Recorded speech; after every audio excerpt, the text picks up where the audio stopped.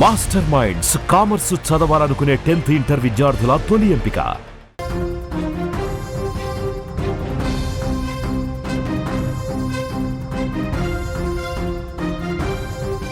Big breaking news అందుతోంది. తెలంగాణలో పంచాయతీ ఎన్నికలపై హైకోర్టు కీలక తీర్పు వెలువరించింది.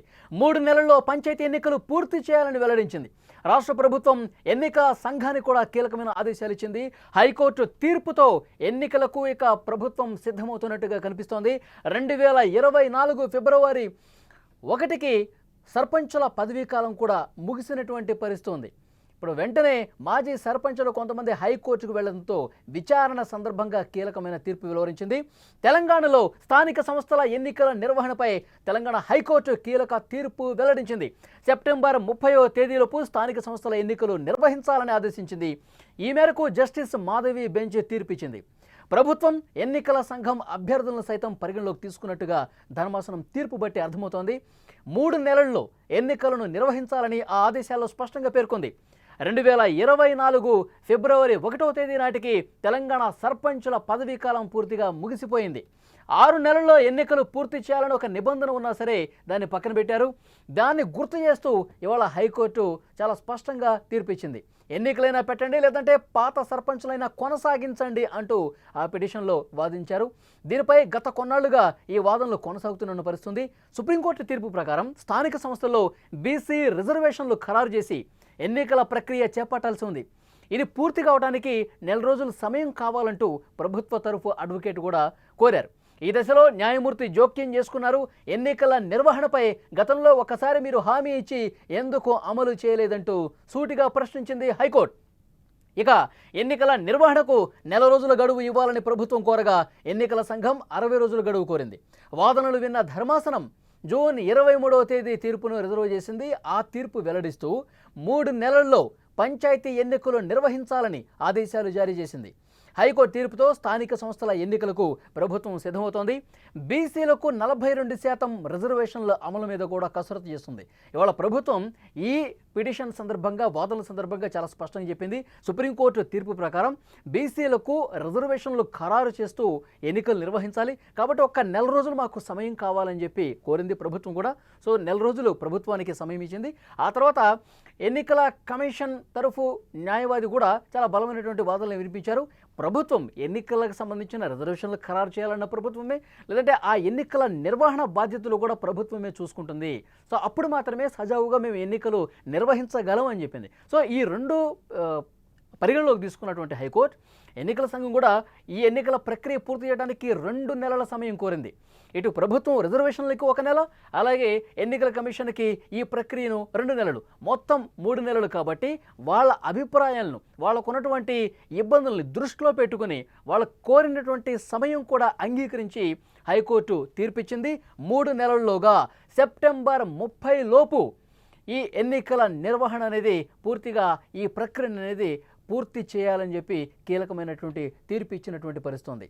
ముఖ్యంగా ఈ వార్డుల విభజన అనేది 1 నెల రోజుల్లో కంప్లీట్ చేయాలి, పూర్తిగా ఎన్నికల ప్రక్రియ అనేది సెప్టెంబర్ 30 లోపు కంప్లీట్ చేయాలి అంటూ కీలకమైనటువంటి తీర్పు హైకోర్టు ఈరోజు ఇచ్చినటువంటి పరిస్థితి. గతంలో కూడా కొంతమంది మాజీ సర్పంచులు పిటిషన్లు వేశారు. సో ఆ పిటిషన్లో చాలా స్పష్టంగా చెప్పారు, జనవరి 31తో 2024 జనవరి 31వ తారీఖు వరకు పదవీ కాలం అనేది పూర్తయిపోయింది, వెంటనే ఎలక్షన్స్ పెట్టాలి, కానీ పెట్టలేదు. ఇక్కడ రాజ్యాంగం ప్రకారం, అలాగే తెలంగాణ పంచాయతీరాజ్ చట్టాన్ని కూడా పూర్తిగా ఆ నిబంధనల్ని ఉల్లంఘించి కొంతమంది ప్రత్యేక అధికారులను నియమించి స్థానిక సంస్థల బాధ్యతలు ఇచ్చారు. కానీ ఆ అధికారులు సరిగా పట్టించుకోవట్లేదు. వాళ్ళు వేరే పనుల్లో నిమగ్నమైపోయి ప్రజల సమస్యలనేవి పట్టించుకునే పరిస్థితి ఉంది. మరోవైపు రాష్ట్ర ఆర్థిక సంఘం నుంచి కొన్ని నిధులు సర్పంచులకు ఇస్తామని చెప్పి హామీ ఇస్తే వాళ్ళ సొంత నిధులు మాజీ సర్పంచులు ఖర్చు పెట్టి అభివృద్ధి కార్యక్రమాలు చేసిన పరిస్థితుంది. ఆ నిధులు కూడా ఆగిపోయాయి. మరోవైపు కేంద్రం నుంచి రావాల్సినటువంటి నిధులు ఏవైతే ఉన్నాయో రాజ్యాంగబద్ధంగా అవి కూడా ఆగిపోయినటువంటి పరిస్థితి ఉంది. సో పూర్తిగా పాలన అనేది స్థానిక సంస్థల్లో పడకేసింది, ప్రజలు ఇబ్బందుల్లో ఉన్నారు. వీటిని దృష్టిలో పెట్టుకుని వెంటనే స్థానిక సంస్థలకు ఎన్నికలు చేపట్టాలంటూ మాజీ సర్పంచులు కోర్టుకు వెళ్తే దాని మీద క్లియర్ కట్గా వాదనలు పూర్తి చేసినటువంటి కోర్టు స్పష్టమైనటువంటి ఆదేశాలు జారీ చేసింది, స్పష్టమైనటువంటి తీర్పు ఇచ్చింది. 1 నెల రోజుల్లో ఈ వార్డుల విభజన అనేది పూర్తి చేయండి, సెప్టెంబర్ 30 లోపు స్థానిక సంస్థల ఎన్నికల ప్రక్రియను కూడా పూర్తిగా కంప్లీట్ చేయాలంటూ కీలకమైన తీర్పిచ్చింది. ఈ నేపథ్యంలోనే చాలా వేగంగా ఎన్నికల ప్రక్రియకు రంగం సిద్ధమవుతున్నట్టుగా తెలుస్తోంది. తెలంగాణ ప్రభుత్వం చాలా సీరియస్గా వేగంగా స్థానిక సంస్థల ఎన్నికలు నిర్వహించేందుకు కసరత్తు ప్రారంభిస్తున్నట్టుగా తెలుస్తోంది.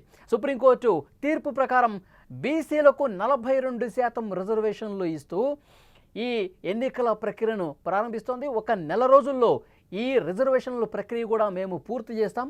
ఆ తర్వాత 2 నెలలు ఎన్నికల సంఘానికి కూడా టైం ఉంటుంది ఎన్నికల నిర్వహణకు. సో అవన్నీ కూడా విజయవంతంగా పూర్తి చేసి సెప్టెంబర్ 30 లోపే ఈ ఎన్నికల ప్రక్రియను పూర్తి చేస్తామని ప్రభుత్వం సైడ్ నుంచి హైకోర్టుకు కూడా ఒక ఆమోదం లభించినటువంటి పరిస్థితి. ప్రభుత్వము ఎన్నికల సంఘం కూడా దీనికి ఒప్పుకున్నారు. సెప్టెంబర్ 30 లోపు ఎట్టి పరిస్థితుల్లో ఈ తంతు అనేది ముగియబోతోంది. తెలంగాణలో స్థానిక సంస్థల ఎన్నికల నిర్వహణకు సంబంధించి ఒక ఎండ్ కార్డ్ పడిందని చెప్పాలి హైకోర్టు తీర్పుతో. సెప్టెంబర్ 30 లోపు స్థానిక సంస్థల ఎన్నికలు నిర్వహించేందుకు ఆదేశాలు ఇచ్చింది. ఈ మేరకు జస్టిస్ మాధవి బెంచ్ ఇవాళ ఒక కీలకమైన తీర్పు ఇచ్చారు. ప్రభుత్వము ఎన్నికల సంఘం అభ్యర్థులను సైతం పరిగణలోకి తీసుకుని ఈ తీర్పు ఇచ్చినట్టుగా చాలా స్పష్టంగా కనిపిస్తోంది. 3 నెలల్లో అంటే సెప్టెంబర్ 30లోగా ఎన్నికలను నిర్వహించాలని ఆదేశాల్లో స్పష్టంగా పేర్కొంది. 2024 జనవరి 31వ తేదీతో సర్పంచుల పదవీ కాలం అనేది ముగిసింది. 6 నెలల్లో కంప్లీట్ చేయాలి. కానీ ఆ నిబంధనని గుర్తు చేస్తూ పలువురు హైకోర్టులో పిటిషన్ వేసిన నేపథ్యంలో విచారణ సందర్భంగా చాలా కీలకమైనటువంటి ప్రశ్నలు హైకోర్టు ముందు లేవనెత్తింది. ఎందుకంటే ఒకవేళ ప్రభుత్వం నిర్లక్ష్యం చేస్తే, ప్రభుత్వం జాప్యం చేస్తే మీరు చొరవ తీసుకోవాలి కదా అని చెప్పి రాష్ట్ర ఎన్నికల సంఘాన్ని కూడా ప్రశ్నించింది హైకోర్టు. కానీ మేము చొరవ తీసుకోవాలంటే ప్రభుత్వం మాకు అనుకూలంగా ఉండాలి, ప్రభుత్వం తగిన ఏర్పాట్లు చేయాలి, రిజర్వేషన్ల ప్రక్రియ కూడా ప్రభుత్వమే చూసుకోవాలి. సో ప్రభుత్వం ఎప్పుడు రిజర్వేషన్లు కంప్లీట్ చేసి మాకు సిద్ధంగా ఉన్నామని చెప్తే మేము డేట్లు ఇచ్చేస్తాము, 2 నెలల్లో ఈ ప్రక్రియను కూడా ఎన్నికలను కూడా నిర్వహించేస్తామని చెప్పి రాష్ట్ర ఎన్నికల సంఘం నుంచి కూడా అడ్వకేటు స్పష్టంగా చెప్పారు వాదనల సందర్భంగా. సో ఇవన్నీ పరిగణలోకి తీసుకొని సెప్టెంబర్ 30 లోపు ఎట్టి పరిస్థితుల్లో, ఎందుకంటే గ్రామాల్లో పాలన అనేది పూర్తిగా పడకేసింది, సర్పంచులు లేరు, అధికారులు ఉన్నా కానీ తూతు మంత్రంగా వాళ్ళు చూస్తున్న పరిస్థితుంది. గ్రామాల్లో ప్రజలు క్షేత్రస్థాయిలో కొన్ని ఇబ్బందులు ఉన్నాయి. సో ఆ ఇబ్బందుల్ని ప్రత్యేక అధికారులు ప్రభుత్వం బాధ్యత అప్పగించింది. కానీ ఎక్కడ కూడా సజావుగా జరిగిన పరిస్థితులు, అధికారులు అందుబాటులో ఉండరు, వాళ్ళకి 1,00,000 పనులు ఉంటాయి, వేరే కార్యక్రమాలు చూస్తూ ఉంటారు. సో ఇక్కడ సర్పంచులు లేకపోవటం వల్ల, స్థానిక ప్రజాప్రతినిధులు లేకపోవటం వల్ల పూర్తిగా ప్రజలు ఇబ్బందుల్లో, సమస్యల్లో కొట్టుమిట్టాడుతున్నారు. గ్రామాల్లో సమస్యలు పరిష్కారం వేగంగా జరగట్లా. ఒకవైపు నిధులు కూడా రాని పరిస్థితుంది. కానీ రాజ్యాంగబద్ధంగా జరగాల్సిన ఆ ఎన్నికల ప్రక్రియ జరిగితే ఆటోమేటిక్గా కేంద్రం నుంచి, రాష్ట్రం నుంచి నిధులు వస్తాయి.